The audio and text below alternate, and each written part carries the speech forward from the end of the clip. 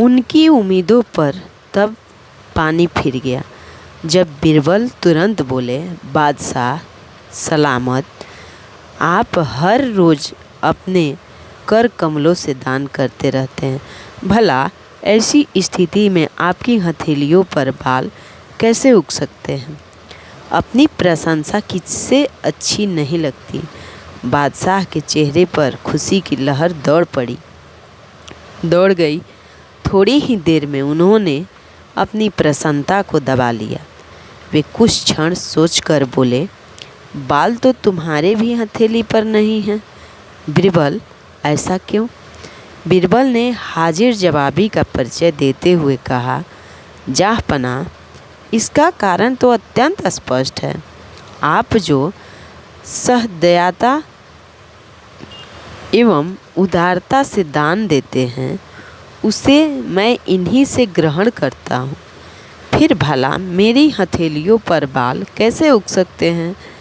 बादशाह अकबर बीरबल के इस उत्तर से प्रसन्न तो हुए, परंतु पूरी तरह से संतुष्ट नहीं थे। उनके चेहरे से लगता था कि वे कुछ और पूछना चाहते हैं। बादशाह ने तभी तीसरा प्रश्न पूछा, बीरबल, बाल तो किसी भी दरबारी के हथेली पर नहीं हैं, इसका क्या कारण है? यह सवाल सुनते ही बीरबल बोले, जाहपनाह, आपके दरबारियों के हथेलियों पर बाल उगते तो हैं, परंतु उनका ईर्ष्या भाव उनकी हथेलियों की हजामत करता रहता है। बीरबल का यह उत्तर सुनकर दरबारी, जो पहले ही जले भुने बैठे थे, ईर्ष्या की आग में वे और भी अधिक जल उठे। शायद बादशाह बीरबल के इस जवाब की असली चोट को पूरी तरह समझ नहीं सके। वे उनकी ओर देखते ही रह गए। देखो बच्चों, यहाँ पे सब लोग बैठे हैं। बादशाह जो है वो बैठे हैं थी पे, चित्र में ऐसा दर्शाया गया है। तो उसके बाद देखो क्या पूछ रहे हैं। बीरबल को अपनी बात पूरी तरह स्पष्ट करने का मौका मिल गया।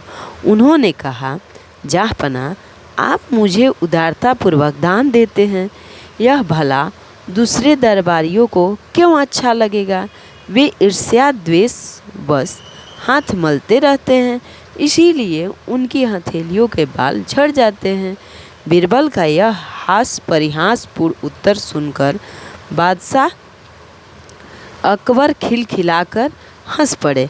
बेचारे दरबारियों की कुछ न पूछो, उनके चेहरे मुरझा गए, वे हाथ मलते रह गए। तो अब बताओ बच्चों, इस कहानी से तुम लोगों को क्या सीख मिलती है और ये कहानी कैसा लगा?